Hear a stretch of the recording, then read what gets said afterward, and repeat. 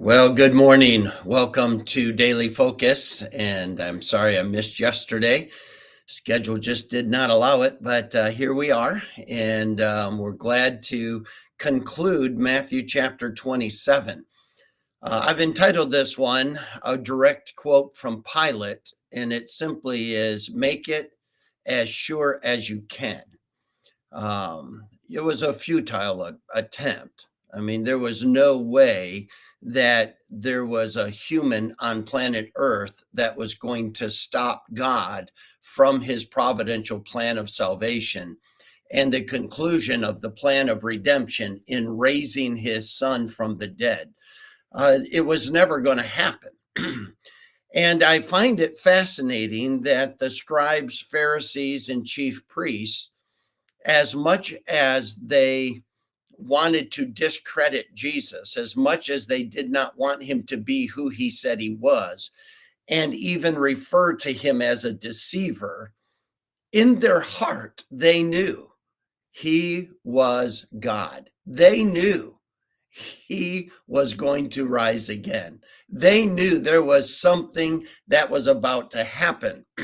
So when Mary Magdalene and the other Mary sitting, it says, now the next day, the following, the day of preparation, the chief priests, Pharisees came together unto Pilate, saying, Sir, we remember that the deceiver said while he was yet alive, after 3 days I will rise again. Command, therefore, that the sepulchre be made sure until the third day, lest his disciples come by night and steal him away and say unto the people, he is risen from the dead, so that the last error shall be worse than the first. I always find it fascinating when people are misrepresenting information, intentionally misleading people with information, that they take what they say they're doing, and they're doing it. They say they're doing it for these reasons, but those are not the reasons. And so here, their conclusion is not that they're fearful that the disciples would take his body. I mean, there may be an element of that, but they're more concerned that he's actually going to do what he said. And why is that? Well, just stop and think about it. Jesus had done the incredible.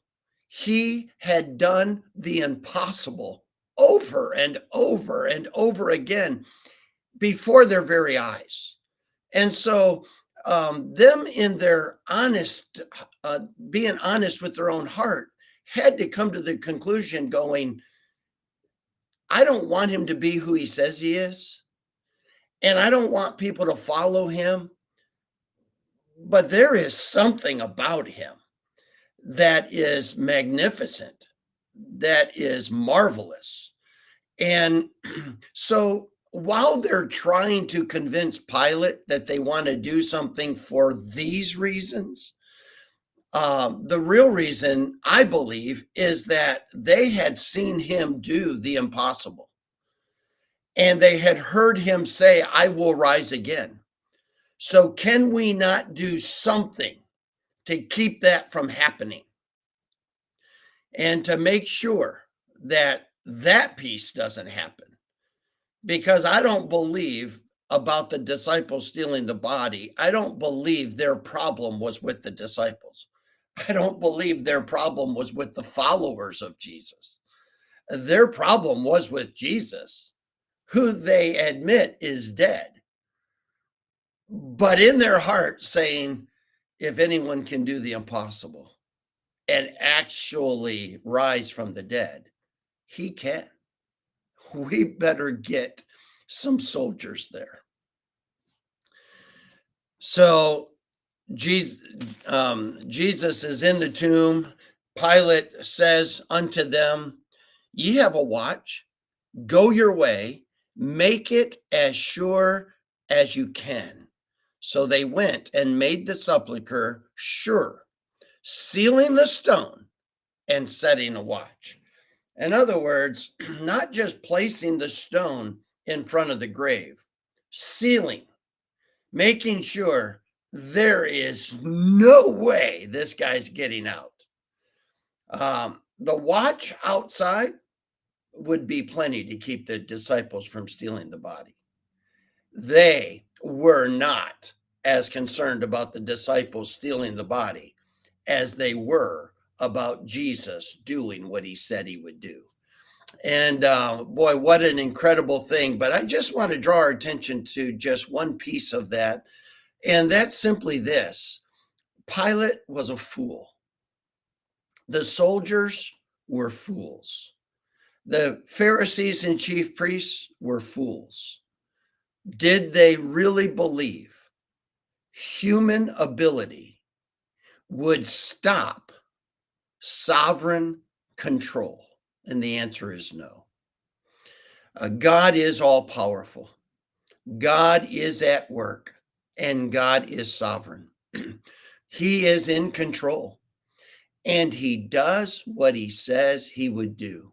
It's an amazing thing to just study the prophecies and look at what would be the statistical chance of any of these things coming true exactly the way they were predicted. I heard somebody say one time that of the 8 prophecies concerning the birth of Christ, that the statistical probability of even one of those things coming true was like 1 to 10 to the 17th power. And in order, that's like 10 with 17 zeros after it. Just the statistical chance of one of those things happening exactly the way it said.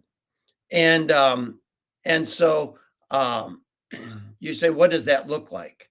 Well, then they quantified it by saying if you had a silver dollar and you were to just stack them, 1 to 10 to the 17th power would have enough silver dollars to cover the entire state of Texas 2 feet deep. And you could color one of those silver dollars red, and the chance of you dropping out of the sky and landing right where that red one is and pulling it up is the statistical chance. Can I tell you, we serve a God who is not bound by logical statistical chances. He does what he says he will do. And Pilate was a fool. Make it as sure as you can. You're not stopping him. You can do everything that you're capable of. You can do everything possible in your command and in your abilities or in your arsenal. You are not going to stop God from keeping his word.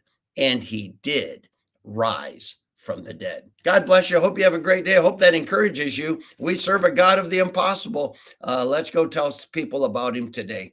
I'll see you again next week.